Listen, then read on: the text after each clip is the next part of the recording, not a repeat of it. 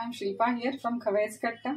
आजच्या एपिसोडमध्ये आपण मसाले भात बघत आहोत, जो आपला अतिशय जवळचा पारंपरिक ऑथेंटिक महाराष्ट्रीयन रेसिपी आहे।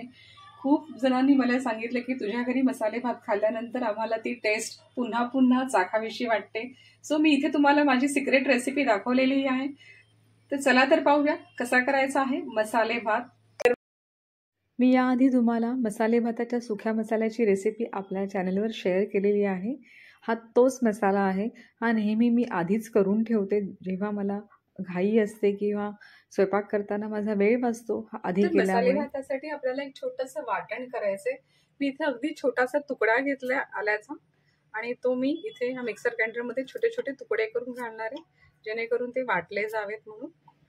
त्याच्याबरोबर मी ह्या 2 हिरव्या मिरच्या घेतल्या, त्या पण मी यात घालणार आहे आणि थोडीशी कोथिंबीर घालणार आहे मी ह्याच्यामध्ये। आणि हे आपण ह्याची गोळी करून घ्यायची, पाणी वगैरे काही घालायचं नाही। तोंडली घेतली आहेत, वांग घेतलंय, फ्लॉवर घेतलाय, वाटाणा घेतलाय, बटाटा घेतलाय आणि हे मी थोडं मिरची, आलं आणि कोथिंबीरची पेस्ट घेतली आहे, गाजरं घेतली आहेत चिरून, तमालपत्र आहे, दही आहे, थोडेसे काजू बी आहे आणि हे आपले जे मसाले आपण केले होते, हा आपला मसाले भाताचा मसाला, हा गोडा मसाला, थोडीशी किंचित हळद आणि हिंग।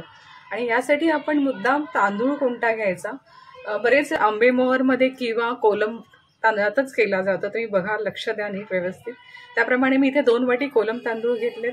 मला अगदी कमी जणांसाठी करायचं आहे, त्यामुळे माझी क्वांटिटी जास्त नाही आहे, म्हणून मी मुद्दाम ही क्वांटिटी मेन्शनही केलेली नाही आहे। तुम्ही तुमच्या आवडीनुसार कुठलीही गोष्ट कमी जास्त करू शकता।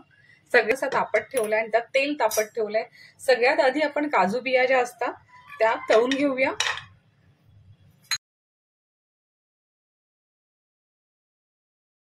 आपले काजू जे आहेत ते छान तळले गेले।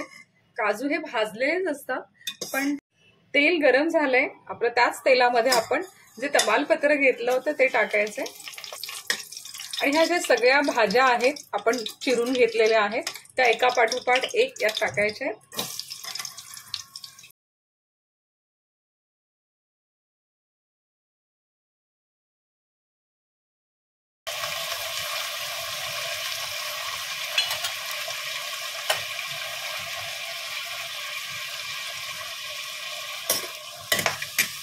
एक लक्षात असू द्या, आपला हा कुकर नाही, आपला हा पॅन आहे, त्यामुळे आपल्याला ह्या भाज्या ज्या असतात त्या पहिल्यांदा 5 ते 7 मिनिटं हाफ कुक करून घ्याव्या लागतात आणि मगच आपण त्याच्यात राईस घालू शकतो। ही जी वाटलेली पेस्ट होती मगाशी, मिरची, आलं आणि कोथिंबीरची, ही मी आज घालणार आहे। शक्यतो मसाले भाताला कांदा लसूण वापरत नाही, कारण मसाले भात हा चांगल्या दिवशी केला जातो, जसं कुठलाही सण असो किंवा लग्न असो, सोहळा असो घरात, त्यामुळे कांदा आणि लसूण न घातलेलाच हा छान लागतो चवीला। भाज्यांमध्ये आपण चवीनुसार थोडं मीठ घालून घ्यायचंय। मीडियम फ्लेमवरती आपण शिजवत ठेवायचंय, साधारण 7 ते 8 मिनिटं शिजू द्याव्यात। मी स्टोवची फ्लेम पण मीडियम ठेवली आहे। बटाटे पण शिजत आलेत 80%। आता ह्याच्यामध्ये आपण बाकीच्या गोष्टी घालायच्या आहेत। सगळ्यात आधी आपण ह्याच्यामध्ये जो आपण मसाला केला होता ड्राय पावडरचा, गोडा मसाला, हळद आणि हिंग, हे घालणार आहोत।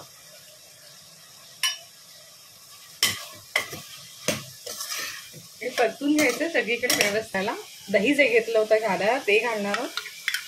दह्यामुळे भात जो असतो तो नरम राहतो, सुकत नाही आणि टेक्स्चर मऊ असं खूप छान टेक्स्चर येतं भातामध्ये, म्हणून याच्यामध्ये दही घालतात या भातामध्ये। 2 सेकंद आपण याला शिजू द्यावं। ते पाहू शकता आपण, आपल्या भाज्या तेलावर वाफवल्यामुळे छान कुरकुरीत झाल्यात। यात मी 1 टीस्पून छोटासा साखर पण घालते, कारण साखरेने याला खूप छान टेस्ट येते, बॅलन्स होतं आपलं गोड तिखट आंबट सगळंच।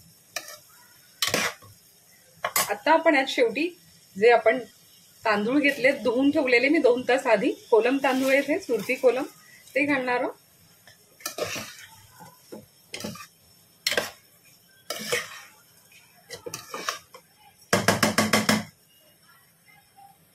भातात आपण जे काजू तळून घेतले होते ते थोडे टाकायचे, ते थोडेसे वरून टाकायला पण ठेवले गार्निशिंगसाठी। आणि जेवढा तांदूळ होता त्याच्या दुप्पट आपण हे गरम पाणी घालतोय, जेणेकरून जो मसाले भात आहे तो लगेच शिजेल, त्याला जास्त वेळ लागणार नाही शिजायला।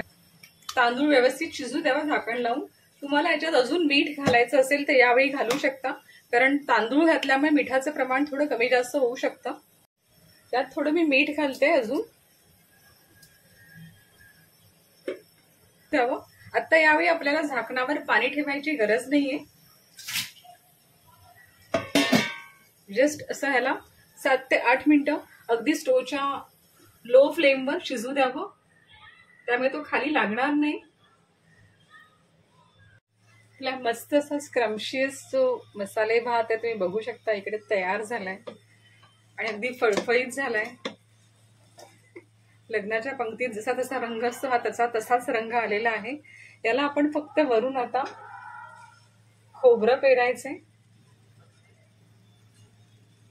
आणि थोडीशी कोथिंबीर पेरायची. आमच्या घरी या दसरा पाडवा या सणांदिवशी गणपतीमध्ये केलाच जातो नैवेद्यामध्ये. तुम्ही नक्की ट्राय करा. सर्व करायला घेते. खूप छान होतो. तुम्हाला जर हा बासमतीमध्ये करायचा असेल तर तुम्ही त्याच्यातही करू शकता. हा प्रेशर कुकरमध्ये सुद्धा पटकन होतो, पण मला हा पातेल्यामध्ये शिजवला ह्याची जी टेस्ट येते ना ती तशी प्रेशर कुक केल्यानंतर येत नाही. त्यामुळे तुम्ही हा राईस नक्की ट्राय करा. हा चवीला सुद्धा तितकाच छान होतो जितका हा दिसायला छान आहे.